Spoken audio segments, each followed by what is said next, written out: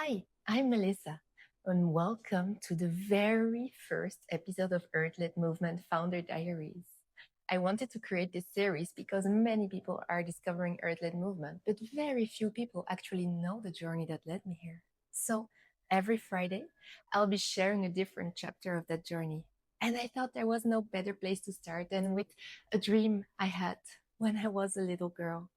Before Earth-led movement, before Bali, before Costa Rica, before entrepreneurship, there was a little girl who was already deeply concerned about the planet. And looking back, I think that little girl explains almost everything I've built since. I was an incredibly sensitive child, the kind of child who could cry for animals, the kind of child who felt deeply affected by documentaries about nature, pollution, deforestation, and environmental destruction. While other people might watch something and move on, I couldn't. I carried those emotions with me. I remember reading books about environmental destruction and humanity's impact on the planet. One of them was called Destruction Massive. I was fascinated by understanding what was happening in the world and why.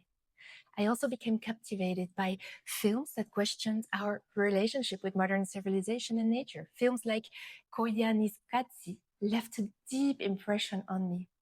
They made me ask questions that most children probably weren't asking. How did we become so disconnected from nature? Why are we destroying the very systems that support life? And could there be another way? At the time, I dreamed of joining Greenpeace, but it wasn't only Greenpeace. I was also fascinated by organizations like Sea Shepherd. To me, these people were heroes, people willing to dedicate their lives to protecting oceans, wildlife, forests, and ecosystems. I imagined myself traveling the world and fighting for the environment. I felt like the most meaningful thing I could do with my life was that. As I grew older, my interest evolved. I wasn't only interested in protecting nature anymore. I became fascinated by geography, geopolitics, environmental systems, and the relationship between human societies and the natural world.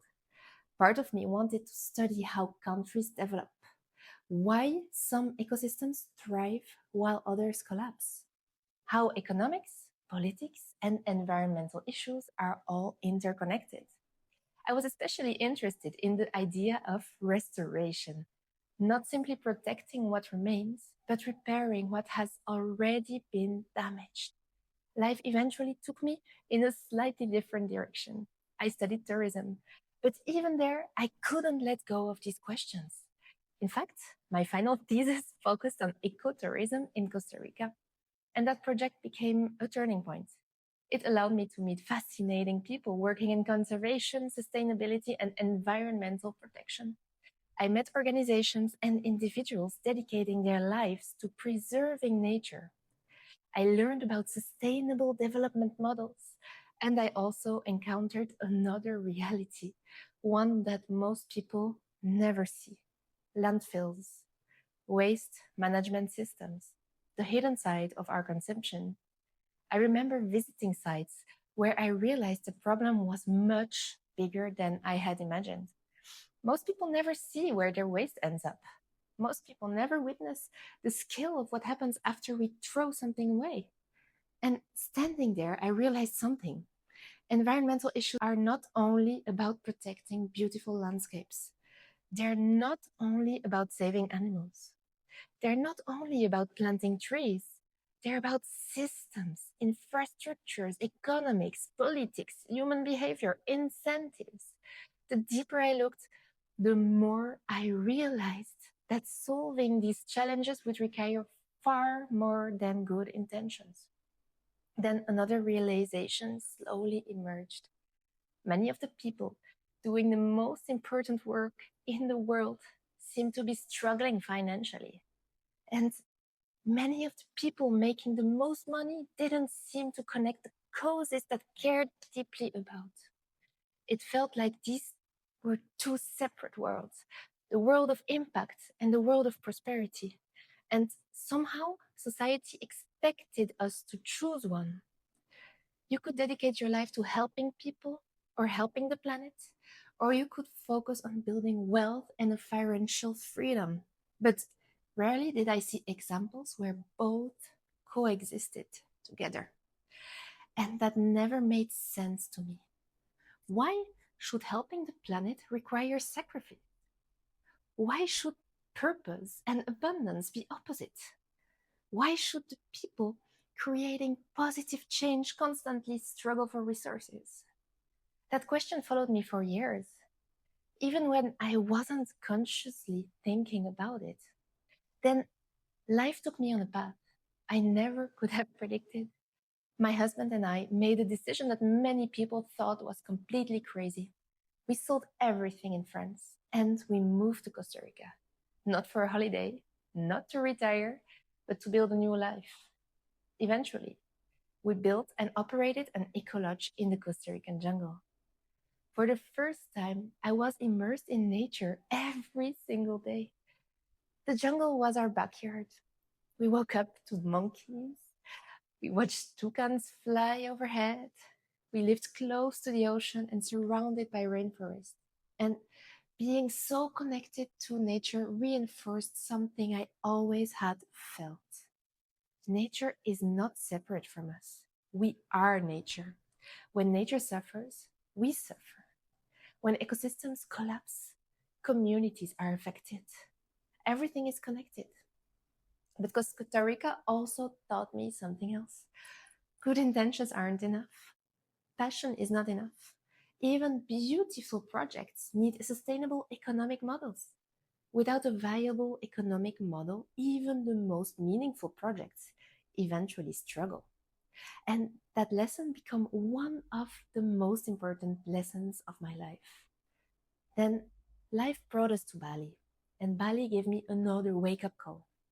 Because alongside all the beauty that Bali is known for, I also encountered something impossible to ignore. Plastic pollution, not as a statistic, not as a headline, not as something happening somewhere else, but directly in front of me. Sometimes on beaches where there seemed to be more plastic than seashells. And seeing that brought me right back to the feelings I had as a child. The desire to do something, to contribute, to help creating change. But this time I saw the situation differently. I realized the world doesn't only need people who care. The world needs systems. The world needs incentives. The world needs economic models that make restoration financially sustainable. Because if protecting nature always depends on donations, volunteer work, or sacrifice, it will never scale to the level required.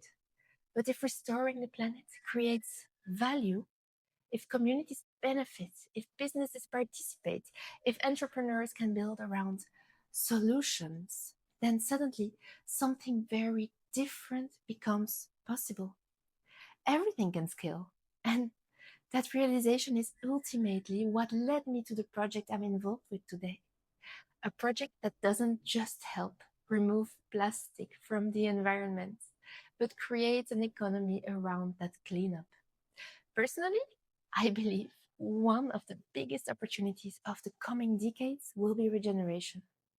The ability to repair what has been damaged while creating value at the same time. Not choosing between impact and prosperity, but combining them. Looking back, welcome to the very first episode of Earthlet Movement Founder Diaries. I wanted to create this series because many people are discovering Earthlet Movement, but very few people actually know the journey that led me here. So every Friday, I'll be sharing a different chapter of that journey. And I thought there was no better place to start than with a dream I had when I was a little girl. Before Earth-led movement, before Bali, before Costa Rica, before entrepreneurship, there was a little girl who was already deeply concerned about the planet. And looking back, I think that little girl explains almost everything I've built since.